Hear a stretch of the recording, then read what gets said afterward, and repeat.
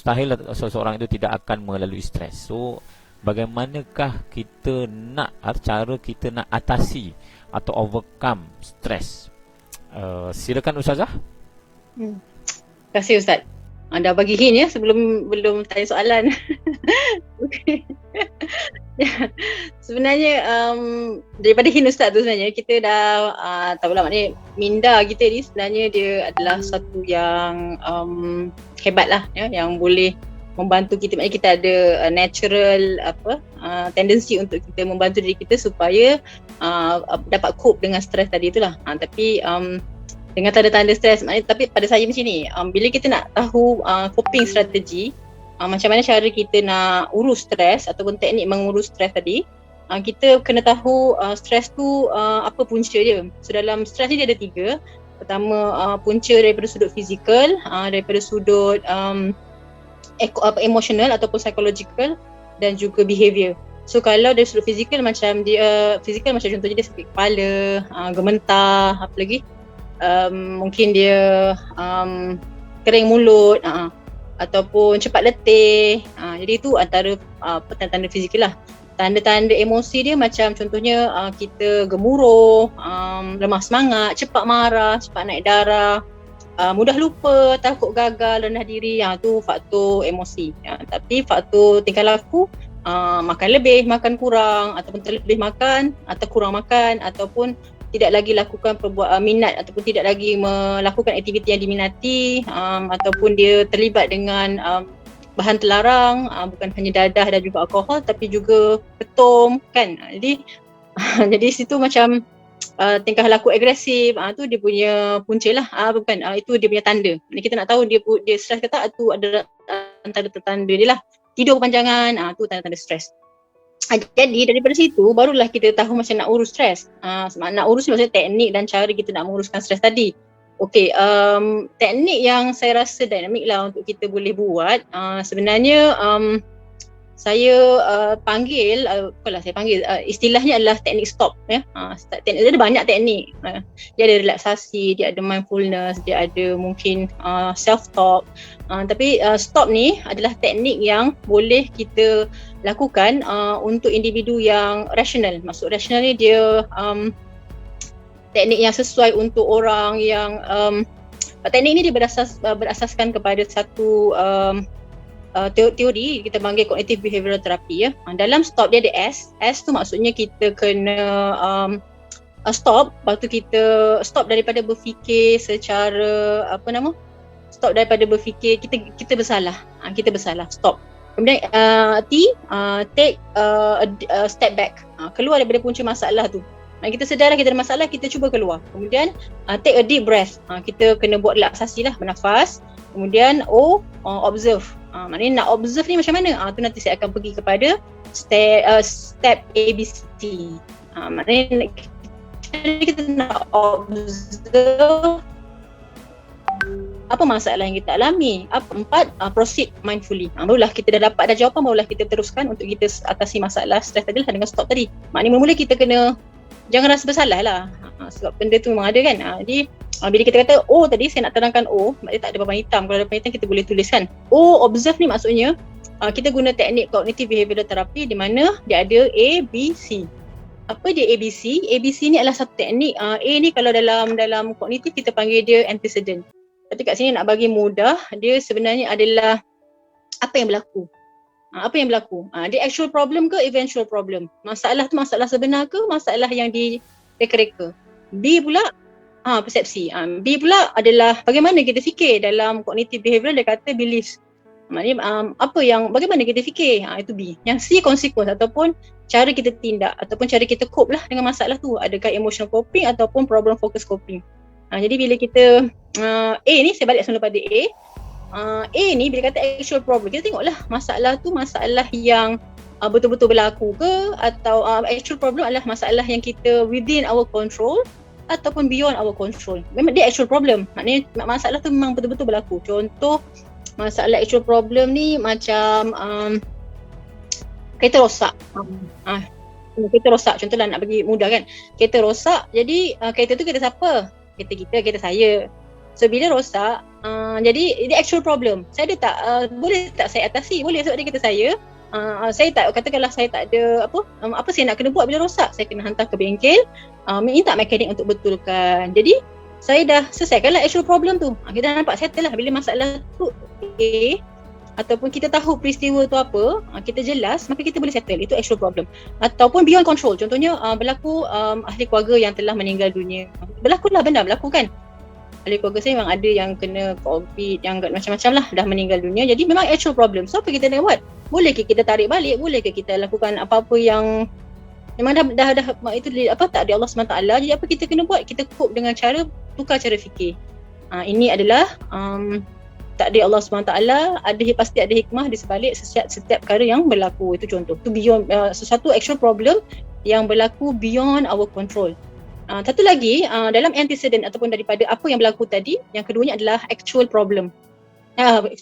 Eventual problem. Eventual problem ni, dia adalah hasil daripada cara kita fikir. Maksudnya, bila kita fikir, katakanlah kita fikir katakan saya fikir,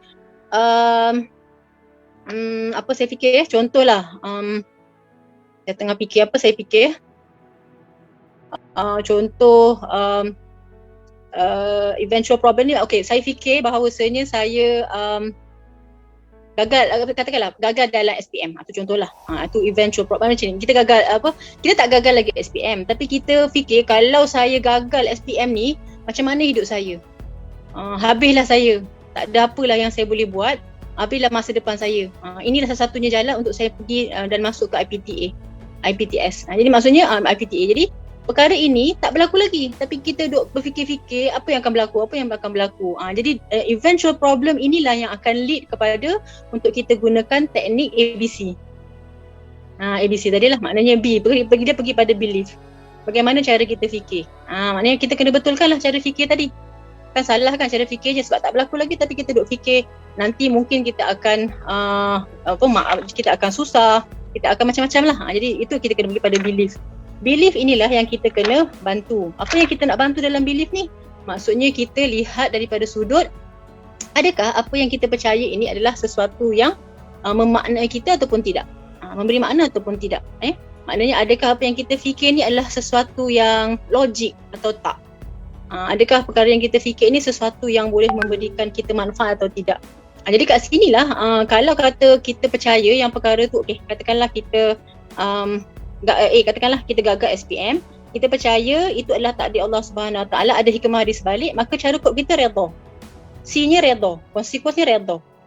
A-nya gagal SPM, B-nya kita percaya itu takdir Allah SWT, C-nya kita redha. Tapi kalau A kita gagal SPM, sama je peristiwa event dia, antecedent dia atau peristiwa sama je. Cuma B kita, cara kita fikir adalah saya gagal SPM, maka saya kenapa saya boleh gagal sedangkan saya dah baca buku, dah banyak buku dah saya baca. Jadi tetap juga saya kenapa saya yang lalui peristiwa ni. So, akhirnya kita akan kesal, marah, tak suka. Jadi itu dipanggil ABC. Juga kongsi teknik yang macam mudah untuk setiap mana individu ni boleh guna sendiri. Instead of kita perlu orang untuk tolong kita, sebab kita memang ada coping strategi sendiri. So macam mana yang boleh kita bantu diri kita? Yang mungkin yang boleh kita kongsi adalah relaksasi ataupun relaxation.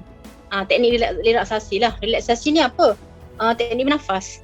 Alamak, selama ni bernafas juga kan? Mana kita tak pernah bernafas, semua bernafas kan? Tapi macam mana kita bernafas? Bernafas ni maksudnya kita guna teknik inhale dan exhale. Allah, memang pun kita bernafas inhale dan exhale kan? Tapi maksudnya kita tarik nafas menggunakan hidung, dengan mana tarik nafas tu, kemudian kita tahan dan kita hembus, dengan kita hembus daripada mulut. Maknanya kita keluarkan daripada mulut, kita tarik, tahan, hembus. Jadi teknik ni dia macam kita semua bernafas kan, tapi apa penting teknik ni? Saya nak kongsi teknik ni sebab saya rasa saya perlu ceritakan juga. Kita sebagai orang Islam kan, yang Islam yang bukan Islam tu mungkin kita boleh juga guna teknik relaksasi yang saya sebut tadi.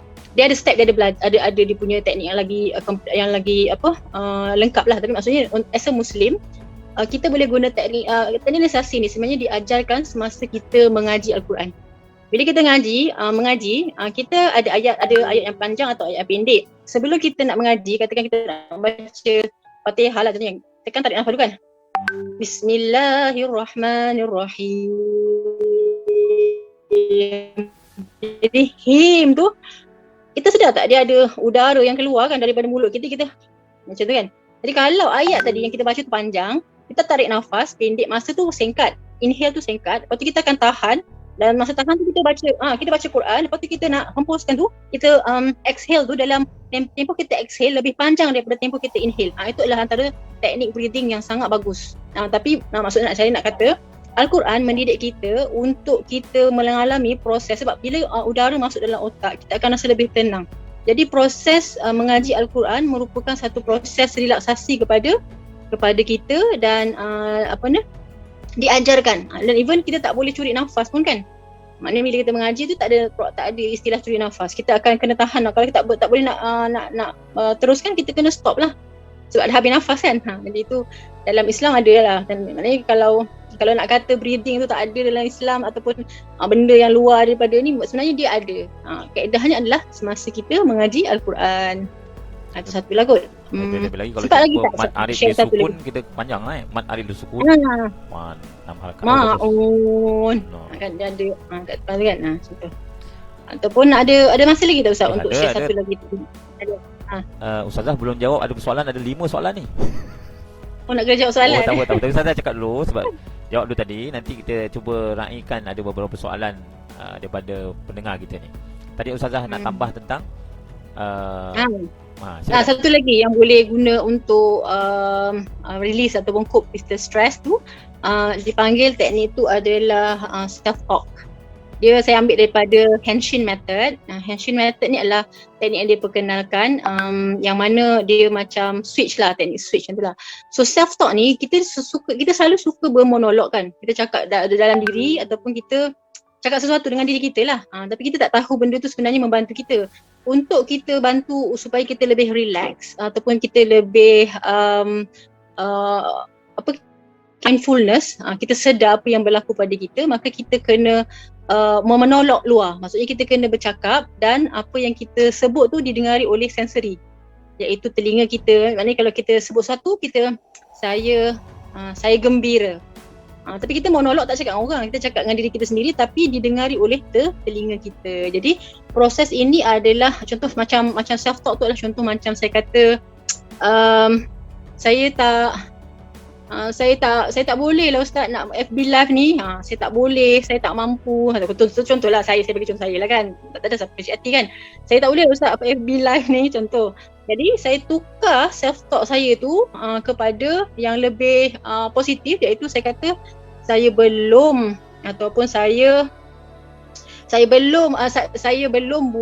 masih ataupun saya boleh kata kat situ saya dalam proses dalam proses menyiapkan diri saya untuk FB live contohnya. Jadi maksudnya kita instead of kita kata negatif tentang diri kita beri ruang untuk diri kita berfikir sesuatu yang positif lah. Kalau kita kata saya mesti berjaya. Mesti tu dia macam irrational belief tau. Mesti, siapa saya nak tentu benda tu mesti? Kita semua kan duduk bawah kekuasaan Allah. Bukan kita yang tentukan hidup kita kan. Jadi dia kata mesti, dia macam satu kewajipan yang kita tambah selain daripada rukun Islam yang 5 tu lah. Wajib pula dah berjaya kan. Sedangkan tak wajib pun. Jadi kita tukar perkataan wajib tu kepada perkataan saya mahu berjaya. Jadi perkataan tu akan lebih macam dorongan tu datang daripada kita lah. Saya yang nak berjaya ni, saya mahu berjaya. Dia bukan wajib tu macam kita impose pada orang lain. Tapi dia kata saya mahu berjaya, saya yang nak. Saya pilih untuk masuk ke Unicell. Bukan, kenapa masuk Unicell? Mak saya suruh. Jadi dia negatif. Negatif in the sense that kita tak rasa benda tu kita perlu buat. Tapi dia kata saya pilih untuk masuk Unicell. Kenapa masuk Unicell? Saya memilih untuk masuk belajar di Unicell. So dia lebih positif. Itu adalah dipanggil istilahnya adalah Henshin Method ataupun monolog luar kepada kita lah macam tu.